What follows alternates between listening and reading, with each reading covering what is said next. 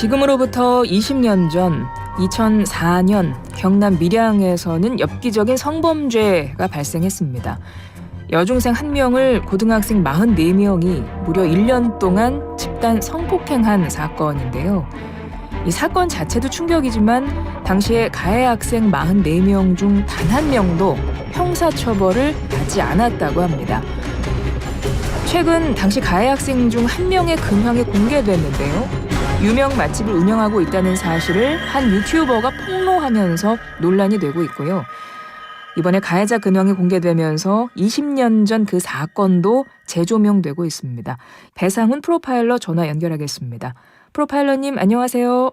네, 안녕하세요. 네, 20년이나 지났지만 밀양 여중생 성폭행 사건으로 기억되는 사건입니다. 당시 어떤 일이 있었던 건지 먼저 간략히 짚어주시겠어요? 네, 2004년도 1월부터 시작되는데요.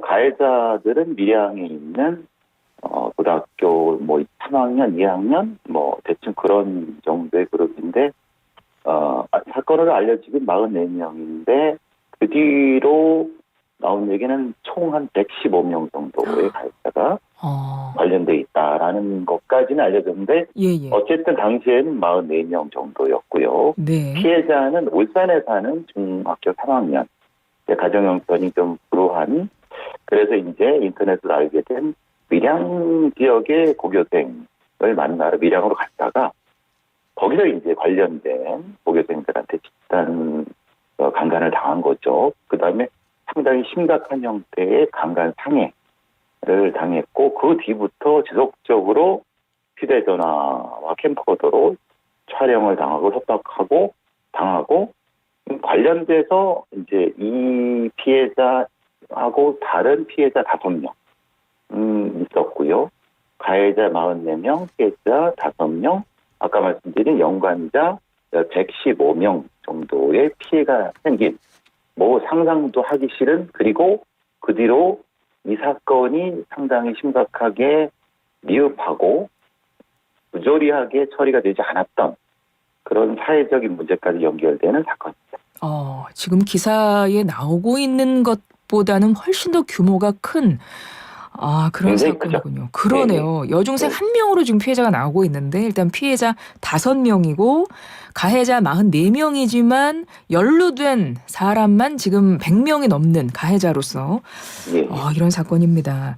사실 이 사건을 들으시고 아마도 영화나 드라마에서 봤던 사건과 비슷하다 생각하는 분들 계실 것 같은데 실제로 이 사건이 소재가 되기도 했죠. 예. 그 유명한 사건이죠. 지금 굉장히 탑 배우인 천호희 씨가 주연을 했던, 천호대에서 주연했던 항공주라고 하는 영화. 네. 그 영화는 상당히 그 작품성도 있고 사회 고발도 큰데 그 모티브가 된 게 실제로는 밀양 여중생 폭행 사건 뭐라고 하든 그 사건이고요. 네. 그 내용을 많은 분들이 그 영화 자체도 보기 힘들었던 그 사건이거든요. 아마 항공주라는 영화를 검색해 보시면은 대략 비슷하게 그 사건이 연상이 되실 겁니다. 그렇습니다. 영화 한공주가 있고 또 드라마 시그널에서는 또 이 사건을 모티브로 한 그 에피소드도 있었던 걸로 기억을 합니다. 정말 끔찍한 사건인데 이번에 이 사건 가해자의 근황이 공개가 돼서 논란이 되고 있는 겁니다. 그러니까 백종원 대표도 다녀간 한 유명한 맛집 식당을 운영한다는 건데요. 이 가해자가 이게 사실이 확인이 된 건가요? 이게 운영한 건 아니고요. 이제 그러니까 백종원 대표가 나온 그 프로그램에 소개된 건 맞고, 그 맛집 식당과 연관이 있는데 식당의 대표는 그런 얘기를 합니다. 본인의 조카뻘 되는 사람이다. 그래서 거기서 일을 했었고 1년 전에 그만두게 했다. 이렇게 본인은 주장을 하고 있고, 그런데 이제 다른 얘기는 어쨌든 그게 공동 운영이든 아니면 거기서 일을 했던 건 맞다. 연관은 있다. 라고까지는 됐는데 그 사람이 직접 운영했는지는 모르겠습니다. 왜냐하면 이게 가족 경영 형태로 된 것 같습니다. 그러니까 소유 관계나 이런 거는 자세히 알 수는 없죠. 어쨌든 관련은 분명히 있는 겁니다. 근데 왜 그렇게 됐냐면 예. 이 가해자들을 오랫동안 추적해왔던 유튜브 채널에 예. 관련 사실 이 채널 말고도 여러 사람들이 이 가해자들을 추적해 오고 있습니다. 그 신상을 왜냐면 워낙 많은 사람들, 많은 가해자들이 어디에 퍼져 있는지 모르니까 네. 그래서 추적해 오다가 결국은 이 꼬리를 잡게 된 거죠. 보면 현재 식당은 운영 중이던 소셜미디어 계정을 닫은 상태고 뭐 현재 문을 닫았다 이런 말도 전해지고 그런데 더군다나 이 가해자가 어디 본인의 소셜미디어 계정에 자신이 결혼해서 딸을 낳고 살고 있나 봐요. 근데 그 딸에 대해서 아주 애정어린 아빠의 모습을 보여주고 있는 그 글귀도 공개가 되면서 그것 때문에도 더 지금 공분이 있는 것 같아요. 그렇죠. 이 사람이 나이로 추산하면 그 당시에 20년 전이죠. 네. 18, 19입니다. 그러면 지금은 37 정도 되게 되지 않겠습니까? 30대군요. 예. 그 30대 중후반쯤 되겠죠. 그러니까 대충 한 중학생 딸 정도가 있을 것 같은데 근데 본인은 그 다른 여중생의 인생을 완전히 파멸시키고 자기 딸은 행복을 바란다? 그게 어떻게 인간의 그 탈을 쓰고 할 수 있느냐? 이게 사실은 이 많은 그 대중들이나 많은 네티즌들이 분노하는 거죠. 어떻게 이럴 수가 있느냐라고 하는 거죠. 그러니까 그 소셜 미디어 계정에 이렇게 썼대요. 네 인생의 걸림돌 다 없애주고 가장 믿음직한 아버지가 되겠다. 뭐 이런 말들을 썼다고 합니다. 딸에 대한 각별한 애정을 드러냈다는 건데 사실 당시 피해자는 지금도 굉장히 힘드실 것 같은데 어떻게 피해자분들의 그 좀 전해지는 근황도 있나요? 예. 피해자의 삶, 그 지원하셨던 분이 강모 변호사님이십니다. 유명하신 분이시죠. 예. 그분을 무료로 변론하셨던 그 변호사님 말씀이 전원이 아직도 충격에 벗어나지 못한 악몽 같은 삶을 살고 있다고 하고요. 그 피해자분 중에 한 분은 고등학교 졸업하지 못하고 지속적으로 일용직을 전전하면서 대단히 힘든 삶을 살고 있다. 그리고 본인을 도왔던 변호사와도 연락을 끊고 이렇게 사실 그 피해자가 사람 죽으니까 모르는 거죠. 그렇습니다. 그런데 가해자들은 지금 당시 사건이 그들의 삶에 어떤 영향을 미친 게 없는 것 같아서 그냥 잘 살고 있는 것 같아서 좀 화가 나고 뭐 반성하거나 회개하는 태도도 전혀 없는 것 같고 그렇습니다. 물론 지금 한 사람의 근황만 전해진 것이긴 하지만 지금 이제 당시에는 글쎄요 이건 뭐 보통의 이런 아동 청소년 성범죄 피해자들의 보호자들이 상당히 잘못된 행동. 왜냐하면 일방적으로 합의를 하고 탄원서를 써주고 가해자들한테 피해자 가족이. 그래서 제가 그걸 좀 여쭤보고 싶었습니다. 당시 이 사건에 연루된 이 가해 학생들 형사처벌을 받지 않았다고 하는데 그게 궁금했거든요. 왜 형사처벌이 안 됐는지 뭐 그 당시 법으로는 그럴 수밖에 없었던 건지 아니면 어떤 문제가 있었던 건지. 그렇지 않습니다. 우리가 많이 잘못 알고 있어요. 어떤 과정이 있었던 겁니까? 그러니까 이제 이게 생각해 보시면 이게 특수관가입니다. 우리가 사회적인 어떤 뭐 용어로는 윤간이라고 하지만 지속적인 윤간의 반복이니까 이건 뭐 윤간이라는 표현보다 더 심각한 형태의 특수강간, 법적으로는 특수강간의 특가법이 적용이 돼야 되는 건데 지금 범행 기간이 1년이라면서요? 예. 그리고 계속 불러내갖고 강간하고 그게 반복됐고 더 심각한 거는 그 범인들의 일군이 다른 범인 일군들한테 이 피해자를 소위 말해서 넘겨준 형태입니다. 넘겨준 형태죠. 그러니까 얼마나 이건 그 악마와도 같은 범행을 한 건데, 그러니까 그렇게 제대로 수사가 됐으면은 18, 19이라 하더라도 이건 심각한 처벌을 받았어야 되는데. 그럼 형사 처벌이 가능했었군요, 제대로. 그럼요, 당연히 가능했죠. 그런데 문제는 당시의 수사기관이 그렇게 처리하지 않았고, 보통 이런 형태가 그냥 뭐 이런 거죠. 지역사회의 뭐 유지라든가 아니면 좀 힘께나 쓰는 사람들과 연결된 누구 연구할 때 그러면 보통 경찰이 합의하세요. 뭐 선처 뭐 이렇게 하면서 이게 들어가게 되면은 그냥 보호처분 정도로. 그래서 이 사건도 역시 피의자, 범인 가족들이 합의서를 받았고 피해자의 아버지가 덥석 5천만 원을 합의금을 받아서 이렇게 해버리니까 정작 그 피해받은 아이는 아무런 형태도 도움을 못 받고 네. 이런 형태가 몇 건이 반복되니까 그러니까 경찰이 이런 형태니까 이제 형사처벌이 아니라 다 보호처분으로 가버린 거죠. 예. 검찰도 역시 10명 정도만 기소를 했지만 실제로 소년부 송치하고 공소권 없음으로 풀어줬고 그래서 단 한 명, 한 명 정도는 지금 창원지검 이송이 됐는데 이거는 이 사건이 아니라 다른 사건으로 이송된 겁니다. 그래서 소년부로 송치된 20명 중에서도 소년은 1명, 네. 나머지 16명은 봉상 이렇게 됐고 그리고 그냥 정리가 된 겁니다. 그러니까 소년원에 들어간 것도 이것도 보호 처분 중에 하나인 거고 그죠? 하나인데 그거는 다른 사건이에요. 그렇군요.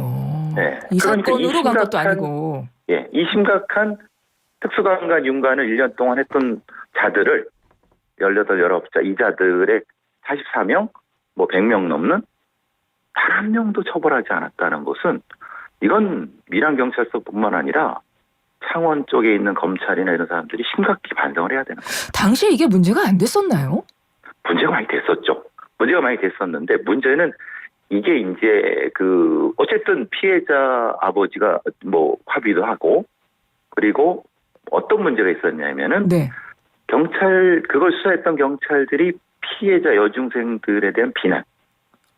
그러니까 에피소드는 그겁니다. 이 경찰들이 자기 목욕탕 가서 그것을 그냥 다른 사람 다듣는데 떠들어댄 겁니다. 사건 수사하던 경찰이요? 예, 여중생을 욕하면서 피해자를. 그걸 들은 사람이 문제 제기해갖고 그래서 또 한바탕 또 이런 정도의 수준밖에 안 됐던 거죠. 수사기관에 있는 사람들도. 그거 굉장히 큰 2차 가해 아닙니까? 그렇죠. 근데 그 자체도 징계나 이런 거 없이 그냥 끝난 거죠. 그러니까 일방적으로 피해자들은 사회적으로 매장이 돼버렸던 거죠, 사실은. 그러니까 거꾸로 생각하면 피해자들이 소위 말하는 이제 나쁜 사람처럼 되니까 가해자들은 빠져나가기 되게 좋았던 맥락이 형성이 됐던 거죠. 그럼 가해자들은 처리가 그렇게 됐고 앞서 이제 지적해 주셨던 이제 경찰들 중에도 피해자에 대한 2차 가해를 저질렀던 그 경찰이 그 당시에 어떤 징계 같은 게 없었다면 계속 현직에 있었겠네요. 어쩌면 지금도 있을 수 있겠네요. 20년 전. 물론 많은 사람이 퇴직을 했겠지만 예, 당시에 아직도 현직에 있는 사람이 있겠죠. 그래서 이거는 실제로는 이거는 분명히 네. 경찰 차원에서도 사실은 사과가 있었어야 되는데 네. 물론 당시에도 그런 형식적인 것은 제가 있었다고 제가 알고 있는데 네. 진심이 안 담긴 그냥 이런 거죠. 바깥에 나가서 사건 내용을 떠들어댔던 것 정도에 대한 징계였지 네. 내용에 대한 징계는 아니었죠. 근데 보통 이런 중대 범죄를 저질렀는데도 앞서 피해자의 아버지가 이제 합의금 쪽으로 돈을 좀 받으면서 좀 무마가 된 것 같은데 이런 경우가 합의가 가능해요? 이게 형사처벌권인데? 아니죠. 합의가 안 되죠. 그렇지만은 문제는 이제 어쨌든 범인들이 미성년이었고 너무나도 이제 그 사건이 감당 못할 정도로 컸기 때문에 네. 제가 추정키로는 그 지역 사회에서 네. 쉬쉬하고 덮기 바빴던 것으로 기억하고 있습니다. 그렇군요. 절대 이렇게 되면 안 되죠. 그러니까요. 이건 절대 이렇게 되면 안 되죠. 예, 그렇습니다. 지금 만약에 이런 일이 있었으면 큰일 나죠. 근데 지금 당시 20년이 지났기 때문에 지금 어떻게 다시 할 수 있는 도리는 없는 거잖아요. 할 수 없는 도리는 없지만은 적어도 경찰청에서는 당시의 수사 처리에 대한 어떤 것을 한 번쯤은 검토를 했으면 좋겠다. 다시. 네네. 이게 왜 이렇게 처리가 됐는지. 좀 그게 좀 굉장히 아쉽습니다. 그러니까요. 네. 그리고 사건 관련해서 또 한 명의 근황도 공개가 됐는데 이 사람은 누구냐면 당시 가해자와 친하게 지내면서 그들을 옹호했던 인물이랍니다. 그러니까 그 이후에 문제는 이 사람이 성인이 되고 나서, 그러니까 당시에도 이 사람이 학생이었나 봐요. 근데 성인이 되고 나서 경찰이 됐대요. 그래서 지금도 경찰로 근무한다고 합니다.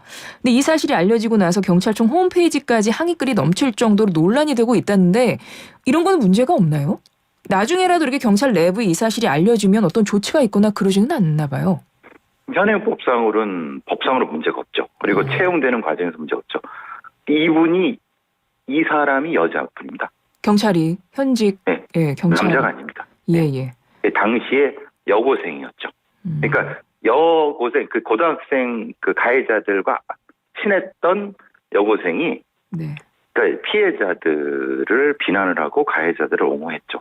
네. 근데 그 사람이 얼마 뒤에 이제 경찰 시험에 붙어갖고 순경이 됐을 때 또 이런 문제가 있었습니다. 네. 이 가해자를 옹호했던 사람이 어떻게 경찰이 되느냐라고 해서 근데 그때 이제 뭐 어떤 사과문 같은 것을 발표했었나 봐요. 예. 근데 그 뒤에 또 지금은 이제 승진을 해가고 경장이 됐는데 이제 그래서 또 이제 그 사람이 근무하는 경찰서 홈페이지에서 많은 사람들이 이런 사람이 경찰이 될 수 있느냐, 되면 되느냐 이런 항의글을 지금도 올라오고 있는 네, 맞습니다. 앞서 이 사건의 가해자는 44명이지만 연루된 가해자는 한 100명 넘는다고 하셨어요. 지금 말씀하신 현재 경찰이 된 이 사람도 당시에 그 연루된 100명 안에 들어가 있던 사람입니까? 뭐 그건 확인이 안 되나요? 그러니까 이제 그 직접 가해한 건 아닌데 말하자면 그 범죄에 있던 왜냐하면 이게 그 이들이 소위 밀양연합이라고 하는 네. 밀양에서 소위 당신의 일진이라고 불렀죠. 예. 뭐 폭력 서클이라고 뭐라고 부르는 어떤 그런 연관된 사람들이었기 때문에 연관된 사람이 어떤 많은 집단에 서로 함께 좀 관여가 돼 있는 사람들이었군요. 이었죠. 예. 아까 근데 경찰이 된 여고생은 거기에 관련돼 있다는 증거는 없습니다. 없지만 당시에 이제 피해 여중생들 뭐 조롱하는 글도 남기고 가해자들 뭐 옹호하는 글을 남기고 이제 이랬던 사람이었다는 거예요. 예. 그 이후에 경찰 공무원 시험 합격한 겁니다. 그래서 지금 현재 합격하고 경찰입니다. 지금은 어느 경찰서에 경장으로 일하고 있죠. 네. 이거 하나 끝으로 짚어보겠습니다. 근데 지금 이 사실이 어쨌든 그 가해자 한 명의 근황을 공개하고 지금 이런 사람이 유튜버입니다. 가해자의 신상을 본인이 개인적으로 공개한 건데 이게 문제가 되지는 않을까요? 가해자가 명예훼손으로 소송 걸 수도 있는 거 아닌가요? 걸 수 있죠. 그러면 이건 걸 수가 있을 겁니다.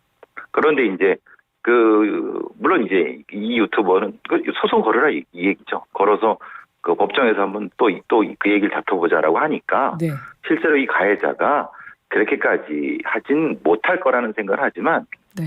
사실 좀 이런 게 좀 그렇죠. 이게 일종의 사적 구제 아닙니까? 사적 구제가 이렇게 많아지는 거는 사회 정의로부터는 그게 좋은 건 아닙니다. 네. 근데 공적인 정의를 공적인 시스템이 받쳐주지 못하니까 네.